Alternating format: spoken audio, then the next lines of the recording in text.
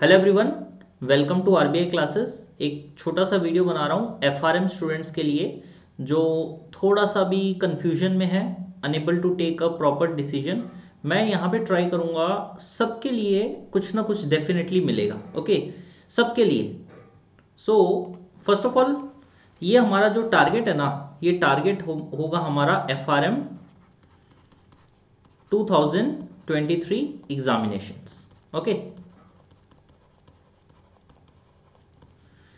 अगर हमें 2023 examination target करना है, क्लियर, तो क्या क्या डिफरेंट एस्पेक्ट्स हो सकते हैं। सबसे पहले तो वो देखते हैं। पहला person who is starting fresh, जो अभी स्टार्ट करना चाहता है एफआरएम, ठीक है।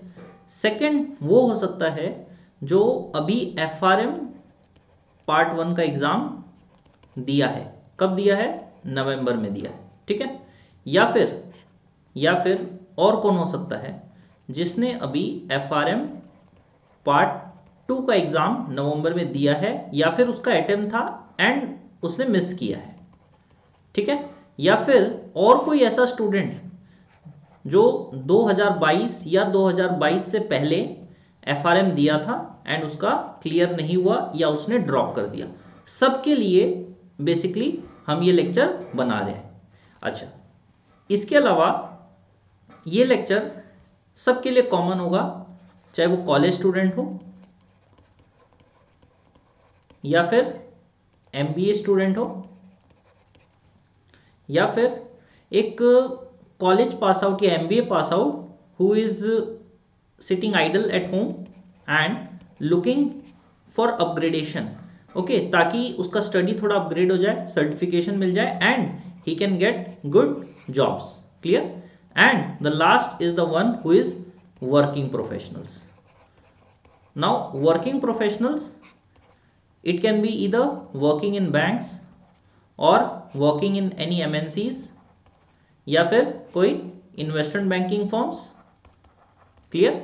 नाउ या फिर अदर एस्पेक्ट्स बोल रहा हूं, आपके स्टडीज में पहले मैथ्स था या नहीं था, कोई इश्यूज नहीं है। आप इंजीनियरिंग बैकग्राउंड से हैं, कोई इश्यूज नहीं है, ठीक है। या फिर आपको पढ़ाई छोड़े हुए 15 साल हो गए हैं तो भी कोई इश्यूज नहीं है। मीन्स आपकी एज अप्रोक्सीमेटली 45 टू 50 है एंड आपको पढ़ाई छोड़े हुए बहुत साल हो गए हैं, you are not in touch with the books, कोई इश्यूज नहीं है। Each and every point will be taken care of. तो डेफिनेटली मैं आपको इतना तो इंश्योर कर सकता हूं कि इस वीडियो में अगर आप एफआरएम करना चाहते हैं या कर रहे हैं तो इस वीडियो में आपके लिए कुछ ना कुछ जरूर होने वाला है, ठीक है।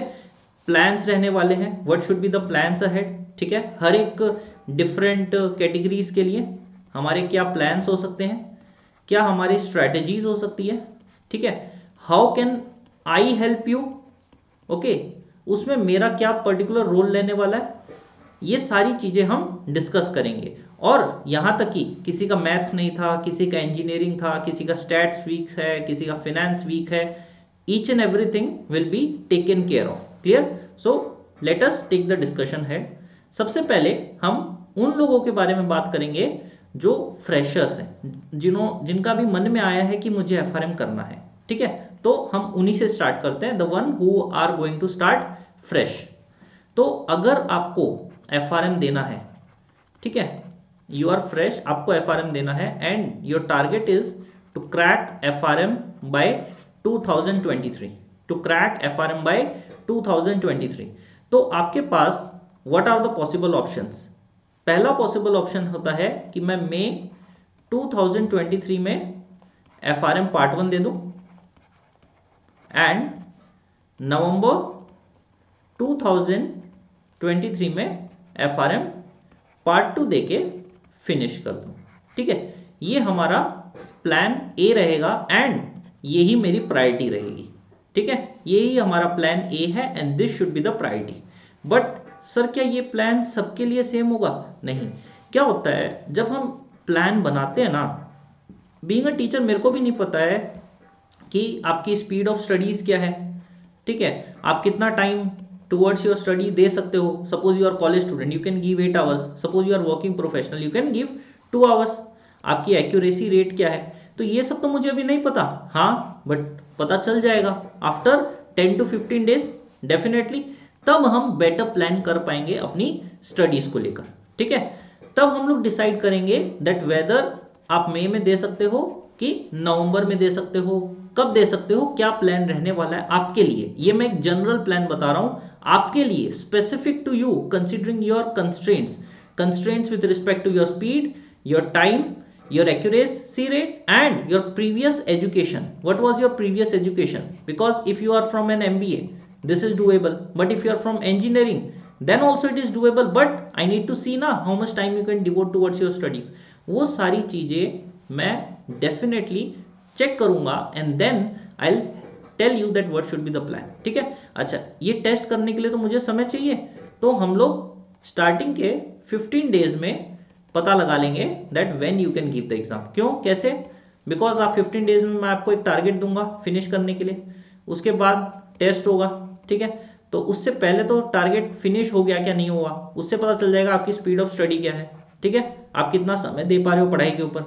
उसके अलावा जब टेस्ट होगा तब आपकी एक्यूरेसी रेट एंड आपकी एफिशिएंसी के बारे में पता चल जाएगा। अगर मेरे को लग रहा है कि आपकी स्पीड अच्छी है और आपके टेस्ट में एक्यूरेसी रेट भी अच्छा है, तो हम लोग क्या करेंगे, will follow our plan A, May 2023 and then November 2023.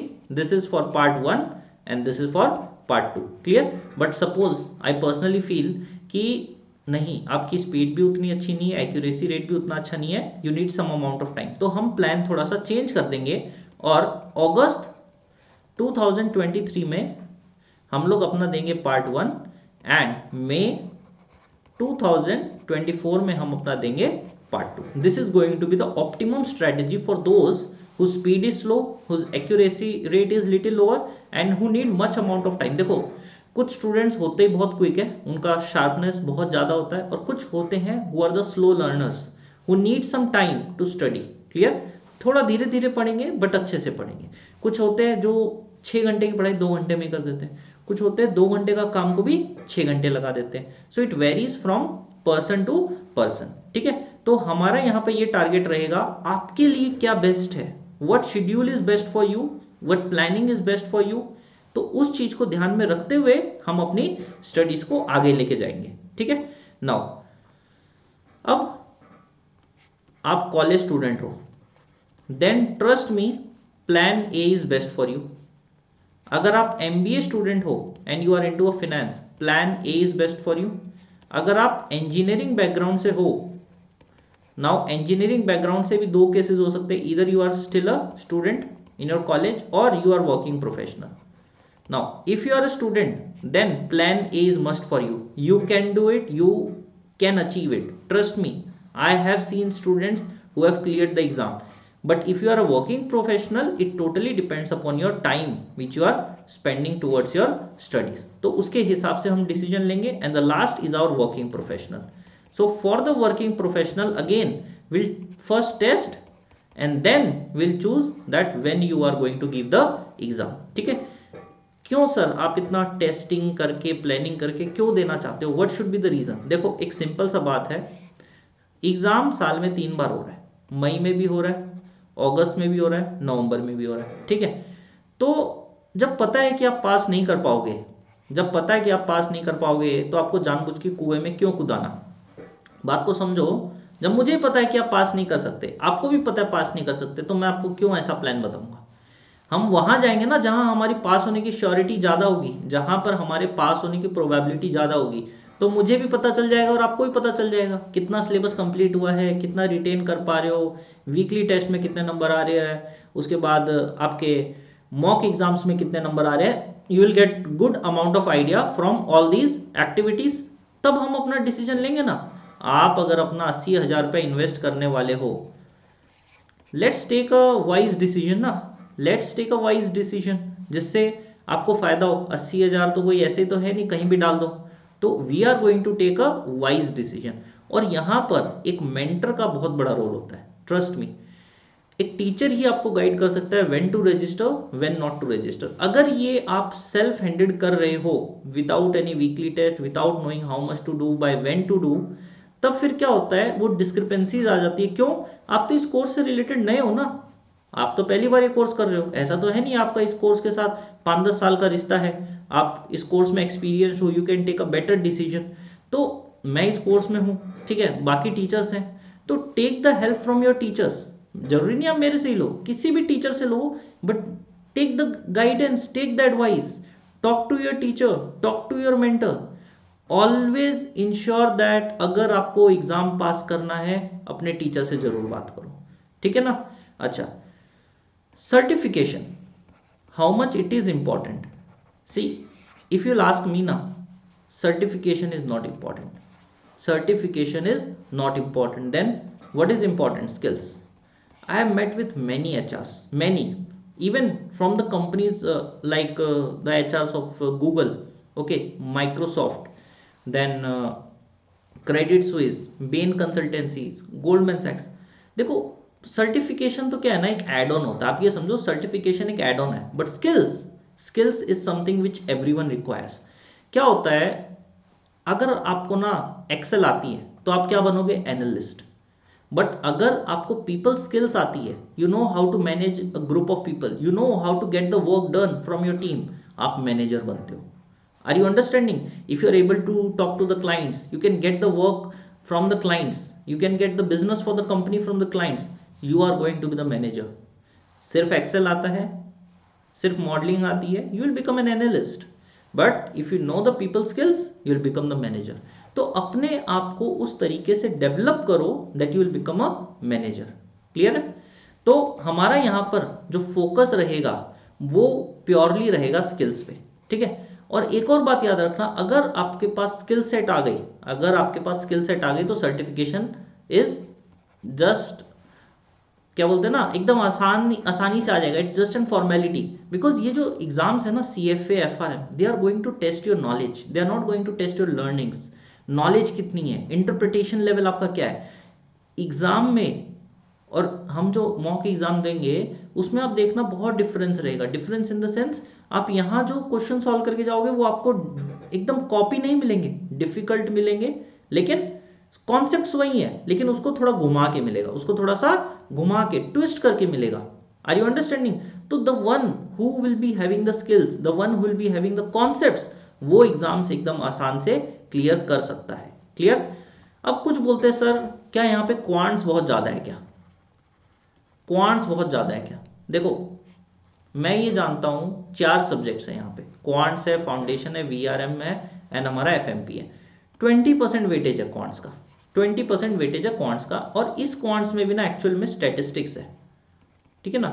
यहाँ पे मैथमेटिक्स नहीं है, it's all about statistics, probabilities, random variables, distributions, regressions, time series and so on. Statistics है, प्रोबेबिलिटी नहीं है, mean, median, mode, all these things are there.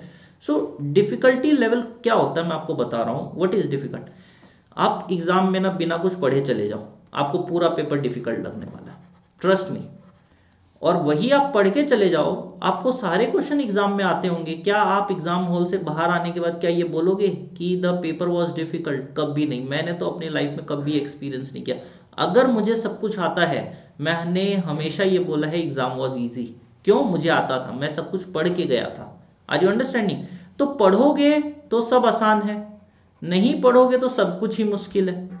आज ये बताओ, हम लोग मार्स पे पहुंच गए, जो मुझे दिखता भी नहीं है यहाँ से, और कितनी दूर है, कैसे जाना है, कुछ नहीं पता। लोगों ने अपना रास्ता खोज लिया टू रीच मार्स। आपको तो खाली एक एग्जाम देना है 4 आवर्स का। तो डिफिकल्टी लेवल इज नथिंग, आप कितना उसको प्रैक्टिस करते हो, कितना उसको रिवाइज करते हो, how much you are dedicated towards that, how much you are passionate towards it, that defines the difficulty level and the easiness. Once you are into it, once it's your passion, you will complete it with confidence, अपने आप चीजें आसान लगने लगेगी। एक बात खाली बोल देता हूं, बहुत इंपॉर्टेंट है, कोई स्मार्ट स्टूडेंट होगा ना, वो वही काम 2 घंटे में कर लेगा, ठीक है। आपको लग रहा है कि आप एवरेज हो या वीक हो, ज्यादा से ज्यादा क्या होगा, आपको 4 घंटे लग जाएंगे, बट ऐसा तो कभी नहीं होगा कि आप नहीं कर सकते। नहीं कर सकते means you are not doing it, you are not doing it. देखो, बहुत डिफरेंस है 2 वर्ड में, one I can't do it, I can't do it, and I don't want to do it. ठीक है ना, कांट डू इट तो मैं मानता ही नहीं हूं, ऐसा कुछ भी नहीं है आप जो नहीं कर सकते। आप समझो इंसान सब कुछ कर सकता है, सब कुछ, एंड आई मीन इट। अगर आप कुछ भी ठान लो तो आप कर सकते हो, बट वो तभी पॉसिबल है जब आप चाहो, जब आपके अंदर वो करने का कॉन्फिडेंस हो। ठीक है ना। अच्छा, एक बात और बोलता हूँ, थोड़ा सा ऑफ ट्रैक हो रहा है जो हमारा प्लान था, बट हाँ these all will definitely help you. लोग बोलते हैं कि सर इंटरेस्ट नहीं आ रहा, इंटरेस्ट नहीं आ रहा। तो पहले मेरे को ये बताओ, एफआरएम करने के लिए मैंने आपको बोला था क्या, या आपके फैमिली ने बोला था क्या, या आपके पेरेंट्स ने बोला था, या आपकी वाइफ ने बोला था, या आपके बच्चों ने बोला था? किसने बोला था आपको एफआरएम करने? सबका आंसर एक ही आता है, I have decided, I have decided to do FRM या सीएफए। जब आपने डिसाइड किया था, आपके अंदर जब वो चुल मची थी मुझे करना है, सब कुछ आपने किया ना, डिसाइड भी आपने किया, सब कुछ आपका था, तो अब क्यों छोड़ रहे हो? अब जब डिसाइड आपने किया, चुल आपके अंदर मची कि मुझे सक्सेसफुल बनना है, मेरा पैकेज हाई होना चाहिए, मेरा नॉलेज अच्छा होना चाहिए, I want to be a good risk manager, सब कुछ आपका था, तो सेक्रीफाइस भी तो आपको करना पड़ेगा। कौन करेगा? Who will do the sacrifice for you? That also you have to do for yourself. वो चुल आपके अंदर ही थी कि मुझे करना है, तो अब वो चुल है ना, तो करके दिखा। फैक्ट इज दैट, थोड़ा सा हार्श हूं, ठीक है, थोड़ा सा लग रहा होगा सर कैसे बोल रहे हैं आप तो इतना पोलाइट हो, but sometimes I need to get on the track to ensure कि स्टूडेंट ऑन ट्रैक पे आ जाए। समझ रहे हो? तो put yourself inside it, give your hard work, dominate, okay, give your efforts. Self confidence चाहिए, outside confidence एक दो दिन में खत्म हो जाता है। मैं कितने दिन मोटिवेट कर दूंगा, एक दिन, दो दिन, तीन दिन, चौथे दिन फुस। कहां से आएगा कॉन्फिडेंस? अंदर से आएगा ना भाई। सिंपल सा सोच लो, why I have to do it, simple सा, कि मैंने ये कोर्स क्यों किया। अच्छा, ये कोर्स नहीं, लाइफ में कोई भी काम, कोई भी काम करने की आपने क्यों ठानी? अगर आप सपोज करो करते हुए एक हफ्ता हो गया, 15 दिन हो गए, और फिर आप रोक रहे हो, तो उस दिन बस खाली ये सोच लो, why I have decided to start this, why. अगर आपके पास उसका आंसर आ जाता है तो trust me, you will start it again. तो मोटिवेशन ना अपने अंदर से लेके आना, it will go very smooth, cake walk, trust me. तो हमारा प्लान सिंपल सा था for those who are freshers, कि भाई मुझे मई 2023 में पार्ट 1 और नवंबर 2023 में पार्ट 2 देना है, ठीक है। बट अगर थोड़ा सा अनफॉर्चुनेट सिचुएशन रहा जहां पर तुम प्रॉपरली मैनेज नहीं कर पाए, मैं प्रॉपरली गाइड करूंगा, हम अपना प्लान को चेंज कर देंगे, and our plan will be August and May. देखो 6 महीना लेट होगा कोर्स, बट पास होंगे। देखो इसमें ना बहुत डिफरेंस है। क्या डिफरेंस है? एक तो होता है कि मैं फेल हुआ और फिर वापस से अपीयर किया, मतलब आप समझो आपने एग्जाम मई में दिया and you appeared again in August. जब देना ही अगस्त में हो, पास होना था, जब पास अगस्त में देके होना था, तो यहाँ दिया ही क्यों? देखो यहाँ पे देने से मैं कोई हार्म नहीं बोल रहा हूँ, बट यू आर लूजिंग। क्या लूज कर रहे हो? समझो यहाँ पे you are losing your precious amount of money, you are losing your confidence, समझो, you are losing your efforts, your time, सब कुछ। हारने के बाद ना सब कुछ बोलते हैं ना, वर्थलेस फील होता है। हारने के बाद सब कुछ वर्थलेस फील होता है। एक छोटा सा करके देख लेना, हारने के बाद ना कभी कभी तो घर में ऐसा लगेगा खाना खाने का मन नहीं कर रहा है, घर वालों से नजरें मिलाने का मन नहीं कर रहा होगा। Are you understanding? और वही सक्सेस के बाद अलग ही खुशी आती है चेहरे पे, अलग ही। शीशे में देख लेना, मुस्कुरा जाओगे कि यार पास हो गए। सामने वालों से ना अलग ही ब्राइटनेस, आंखों में अलग ही ब्राइटनेस रहेगी when you will communicate with them. तो पास होने का मजा ही अपना अलग है। एक छोटा सा और एग्जांपल देता हूँ। आई हैव हर्ड समवेयर, मतलब रियल रियल बात बता रहा हूँ। एक स्टूडेंट था, उसका ना क्लास 10th में he was having an affair.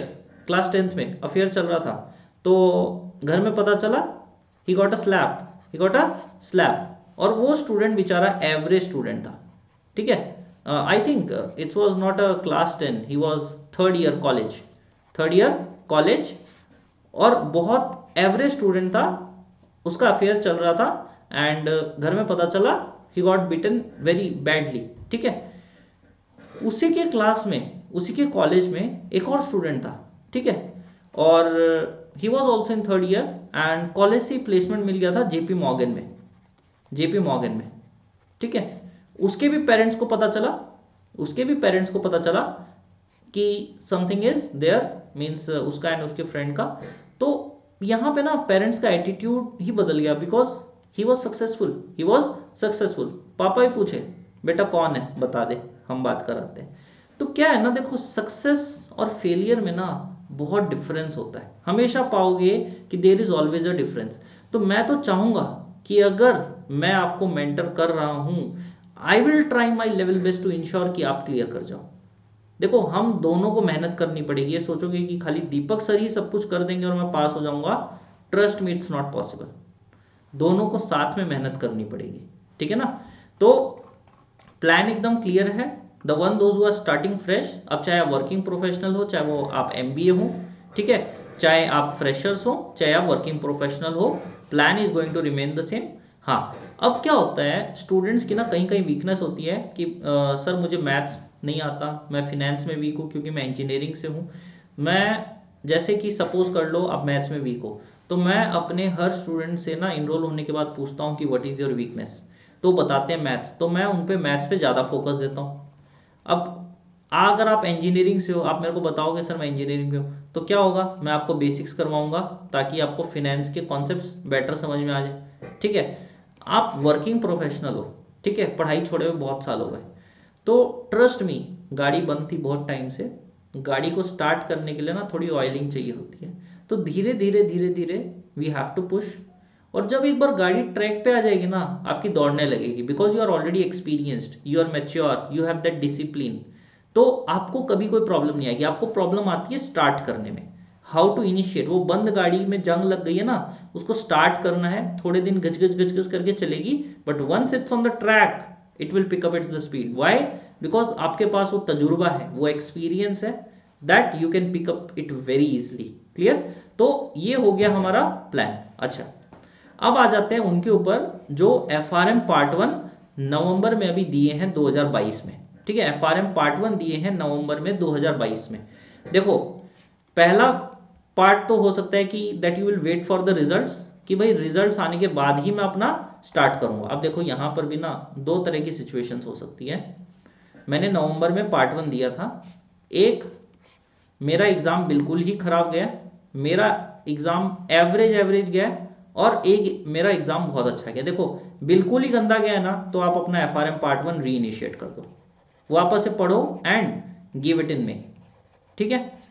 If you need come and talk to me, मैं आपका जो क्वेरीज है, why your exam was gone wrong, क्यों खराब हुआ, कोई तो रीजन होगा, आप पढ़े नहीं, कॉन्सेप्ट नहीं समझ में आया, प्रैक्टिस नहीं दिए, मॉक एग्जाम्स नहीं दिए, आपको आपकी गलतियां नहीं समझ में आई, मेंटर से प्रॉपर डिस्कशन नहीं हो पाया, क्या रीजन था, विल अंडरस्टैंड। देखो हर फेलियर के पीछे ना कुछ रीजन होते हैं, will understand the reason and will take this ahead. You are double minded कि भाई पास भी हो सकते हैं, फेल भी हो सकते हैं। इस सिचुएशन में स्टार्ट योर पार्ट 2 प्रिपरेशन। क्यों? अगर आपको मई 2023 में एफआरएम पार्ट 2 देना है, तो अगर आप रिजल्ट्स का वेट करने के बाद पार्ट 2 स्टार्ट करोगे ना, तो डिले हो जाएगा, फिर you can't give your part 2 इन मई 2023, ठीक है। Start your preparation immediately. And जिसका एग्जाम बहुत ही अच्छा गया, जो श्योर है मैं पास हो जाऊंगा, वो तो डेफिनेटली अपना मई 2023 का पढ़ाई स्टार्ट कर देना चाहिए एट एनी कॉस्ट, बिकॉज वो तो मई 2023 में बहुत अच्छे से दे सकता है, ठीक है। अच्छा, एक पॉइंट और मैं यहाँ पे जो मिस कर गया, आप यहाँ पे पार्ट 2 का प्रिपरेशन करो, तो अब यहाँ पे दो पॉसिबिलिटीज हो सकती है, that you pass your exam और यू फेल योर एग्जाम। पास हो जाओ तो बस ठीक है, मई को 2023 को पार्ट 2 को कंटिन्यू करो। अगर आप फेल हो जाते हो, stop your part 2 preparation and re start your part 1 preparation. क्यों? देखो यहाँ पे ना पार्ट 2 में वो टॉपिक्स करो जो आपके ना पार्ट 1 में हेल्प करते हैं। बहुत सारी चीजें होती है जो इंटरलिंक्ड होती है, इंटर रिलेटेड है, पार्ट 1 का एक्सटेंशन है।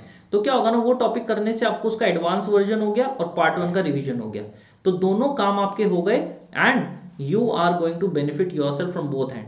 पास हो गए तो भी फायदा मिलेगा, फेल हो गए तो भी फायदा मिलेगा, ठीक है। सो दिस इज द प्लान। अब यहाँ पे किसी भी स्टूडेंट्स को चाहे पार्ट 2 या पार्ट 1 के बारे में मेरे से डिस्कशन करना है, आप मेरे से कम्युनिकेट कर सकते हो, ठीक है।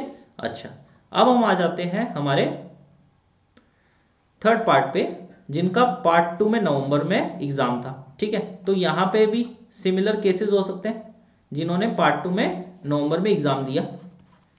दो केसेस हो सकते हैं, एक शॉर्ट शॉर्ट पास, एक short short fail and equal. So जो शॉर्ट शॉर्ट पास है वो तो बस बिंदास घूमो, कुछ नहीं करना है आपको। हाँ, आप प्रैक्टिकल स्किल्स पे फोकस करो, प्रैक्टिकल स्किल्स, ठीक है। अब वो क्या कुछ हो सकती है, आप मेरे से कम्युनिकेट करो so that I can help you and guide you over there. Short short fail हो, स्टार्ट प्रिपेयरिंग, अगर आपको मई 2023 में एग्जाम देना है तो, ठीक है। You can come and discuss me, क्यों, what's the reason you are failing the exam. कुछ कुछ स्टूडेंट तो ऐसे हैं, 2-3 बार फेल होके मेरे पास आते हैं कि सर अब तो मैं फेल हो चुका हूँ, अब आप कुछ कर सकते हो क्या। मैंने उन लोगों को भी पास करवाया है जो 2-3 बार फेल हो चुके हैं। 3 बार फेल हुए हैं, 3 जगह से कोचिंग ट्राई करके, लास्ट में उनको दीपक सर की याद आई है और फिर दीपक सर ने उनको पास करवाया है। तो किसी भी तरह का सिचुएशन हो, ठीक है। अच्छा, जो 100 हैं जिनको पास भी हो सकता है फेल भी हो सकता है, वो भी अपने 60 डेज में प्रैक्टिकल स्किल्स पे वर्कआउट करो ताकि आपका नॉलेज इंप्रूव हो।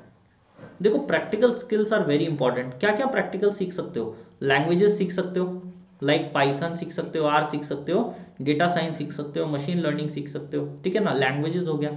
आप इक्विटी रिसर्च स्टफ सीख सकते हो, एडवांस एक्सेल वाला पार्ट सीख सकते हो which is also very important, ठीक है। आप फिनेंशियल मॉडलिंग सीख सकते हो। There are so many things to do.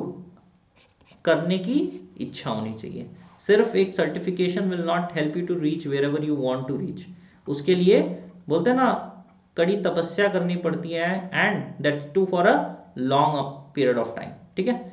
अच्छा, और जो स्टूडेंट पहले ही पार्ट 1 या पार्ट 2 फेल हो रखे हैं नवंबर से पहले, मतलब मई में हुए हैं, 2021 में हुए हैं और वापस से रीअपियर नहीं कर पा रहे, तो आपको तो एक बार डेफिनेटली मेरे से बात करनी चाहिए to understand what was the issues and what was your concern, ठीक है। अच्छा, अब बात आती है कि मैं आपको कैसे हेल्प करूंगा। वेरी इंपॉर्टेंट स्टफ कि सर आपने सब कुछ बता दिया, अब ये तो बता दो what was your role, how can I help you. देखो, मेरा हेल्प ना 2 तरीके से मिलेगा आपको। एक मिलेगा माई कोच,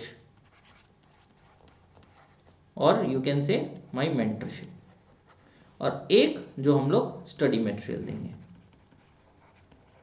देखो, अगर कोई स्टूडेंट ऐसा है जो बोलता है कि भाई मुझे तो कोच एंड मेंटर की कोई ज़रूरत ही नहीं है, ठीक है, तो ट्रस्ट मी, उसको ना कोई भी किसी का भी पैकेज परचेज करने की ज़रूरत नहीं है। क्यों? बिकॉज ये जो चीज़ है ना, study material, it is freely available everywhere. आपको बुक्स मिल जाएगी, आपको बुक्स की पीडीएफ फ्री में मिल जाती है, आपको क्वेश्चन सेट्स फ्री में मिल जाते हैं, ठीक है, और साथ ही साथ में आपको लेक्चर्स भी मिल जाते हैं फ्री ऑफ कॉस्ट यूट्यूब। अगर कोई आज के टाइम पे पढ़ना चाहता है, ट्रस्ट में उसका एक पैसा नहीं लगता है। अगर कोई सीरियस है पढ़ने के लिए तो उसका एक पैसा नहीं लगता है, ठीक है। अच्छा, अब हम लोग आ जाते हैं लेफ्ट साइड में कि सर सबसे पहले तो मुझे कोच और मेंटरशिप की ज़रूरत क्यों है। तो देखो, पहली बात तो ये सिर्फ आपको ही नहीं है, कोच और मेंटरशिप की तो रोनाल्डो को भी ज़रूरत थी, सचिन तेंदुलकर को भी ज़रूरत थी, एंड विराट कोहली को भी ज़रूरत थी। Even though they are the best in their field, ये अपनी फील्ड में अपने कोच से भी बेटर हैं, but still they need a coach. तो सर करेंगे क्या सर ये कोच का।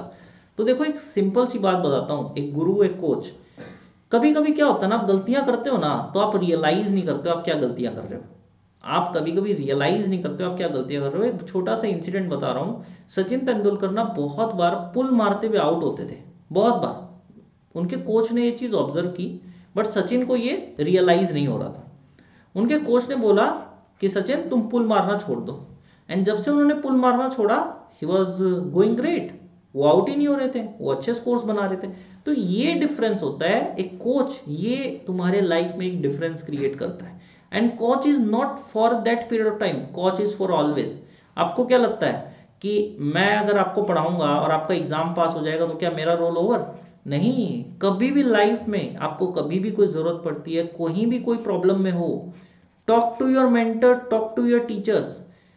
देखो मेरा ये मानना है, जब आप अपने कोच से, गुरु से या टीचर से बात करते हो ना, कभी कभी कुछ ऐसा बोल जाते हैं जो ना आपका वहां से माइंडसेट ही चेंज कर देते हैं, आपकी दिशा ही बदल जाती है, and you are on the right track.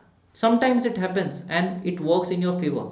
तो कोच का ये रोल होता है। अब जैसे मैं आपको बता रहा हूँ, जब सचिन तेंदुलकर ने क्रिकेट खेलना था, वो चाहते तो दूसरों को देख के सीख सकते थे, बट उनके पास एक कोच थे। क्यों कोच थे? वो खुद भी तो सीख सकते थे, इतना सब कुछ था, लोगों को देखते, बुक मैनुअल्स पढ़ते और सीख जाते। टीवी पे देख सकते थे, अरे उनके सामने भी तो लोग खेल रहे थे ना, बट उनको कोच की जरूरत थी। कोच की क्या जरूरत होती है लाइफ में, मैं आपको वो बताता हूँ। What to do, how to do and when to do. ये चीजें आपको नहीं पता है। क्यों? क्योंकि आप इस नई चीज की शुरुआत कर रहे हो, चाहे वो क्रिकेट हो, चाहे वो फुटबॉल हो, चाहे वो स्टडीज हो, चाहे वो एफआरएम हो, चाहे वो सीएफए हो। आपका एक्सपीरियंस नहीं है सीएफए के साथ, एफआरएम के साथ। मेरा एक्सपीरियंस है पिछले 5-7 सालों के साथ। वो एक्सपीरियंस मैं आपको शेयर करता हूँ। That is something which is of worth. क्या पढ़ना है, कैसे पढ़ना है, what should be the plan, what should be the strategy, what is important, what is least important, where to focus, how to focus, सबसे पहले कौन सा करना है। देखो बहुत स्टूडेंट्स होते हैं, उनको ये नहीं पता पहले कौन सा टॉपिक पढ़ना है, सेकंड कौन सा पढ़ना है, थर्ड कौन सा पढ़ना है, वो रैंडमली बुक वाइज उठाते हैं, पढ़ते हैं। बट अगर आप एक स्ट्रेटेजी के साथ पढ़ोगे, things will become easier for you, things will become simpler for you. हर एक पॉइंट का एक्सप्लेनेशन देता हूं ताकि आप हर एक पॉइंट को समझ सको। एक छोटा सा एग्जांपल देता हूं। अगर आप कोई चैप्टर खुद से पढ़ रहे हो, ठीक है, पहला पॉइंट तो उसको आपको पढ़ने में 6 घंटे लगेंगे, मैं वही काम 3 घंटे में करवा दूंगा। क्यों भाई? मेरा एक्सपीरियंस है 7 साल का, कि मैं आपको एक काम 6 घंटे वाला 3 घंटे में कैसे करवाऊं। उसके बाद कुछ ऐसा एरिया होता है जो डिफिकल्ट होता है, आप क्या करते हो? स्किप कर देते हो अगर नहीं समझ में आएगा तो। क्यों? कौन समझाएगा आपको? Who will help you? समझ रहे हो? You will skip it. But मैं यहाँ पे बैठा हूँ आपको हर एक चीज समझाने के लिए। That's the key point. Who will solve your doubts? Doubts कौन सॉल्व करेगा? अच्छा, डाउट सॉल्व करना इट्स नॉट कि आपने क्वेश्चन दिया और मैंने सॉल्व कर दिया, नहीं। डाउट्स का मतलब ये होता है कि क्या वो एक सिली मिस्टेक है आपकी या कॉन्सेप्चुअल मिस्टेक है। सिली मिस्टेक है तो मिस्टेक बता दो कि भाई यहाँ गलती कर रहे हो, इसको इंप्रूव करो। कॉन्सेप्चुअल मिस्टेक है ना, तो स्टूडेंट से कम्युनिकेट करो और उसको बताओ कि तुम्हारी यहाँ पे ये प्रॉब्लम है, अगर इंप्रूव नहीं करोगे तो एग्जाम फेल हो जाओगे। कॉन्सेप्चुअल एरर है, आप एक गलती बार बार कर रहे हो, मतलब ये कॉन्सेप्चुअल एरर है, ये सिली मिस्टेक नहीं है। लेकिन हाँ, कोई कैलकुलेशन एरर है, कोई क्वेश्चन रीडिंग में भूल कर दिया, these all are silly mistakes. कोई क्वेश्चन में इंपॉर्टेंट लाइन नहीं देखा जिसके वजह से रॉन्ग मार्क कर दिया, these all are silly mistakes. Conceptual error को ठीक करना बहुत जरूरी है, वरना फेल हो जाओगे। कौन करेगा? एक टीचर और एक मेंटर ही तो कर सकता है ना। ये काम आपके फ्रेंड भी नहीं कर सकते, वो भी तो नए नए हैं सीएफए और एफआरएम में, कौन सा उनको पढ़ते हुए 10 साल हो गए। Are you understanding? So this is how a coach and a mentor will play a role in your life. मेरा तो ये मानना है, मैं तो बिना कोच कुछ नहीं हूँ। I also have a coach and मैं आज भी उनसे टच में हूँ।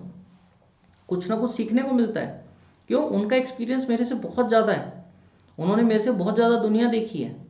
आप समझ रहे हो? देखो मैं अपने जो स्टूडेंट्स हैं ना, वो मेरे से डबल एज के हैं। I am teaching a 61-year-old student, but still he needs a coach. क्यों भाई? मैं उनके लिए चीज़ें आसान कर सकता हूँ, मैं उनके लिए प्लान आउट कर सकता हूँ, उनका टेस्ट ले सकता हूँ, उनके डाउट सॉल्व कर सकता हूँ। Whatever he wants I can do for him ना, because this is my forte.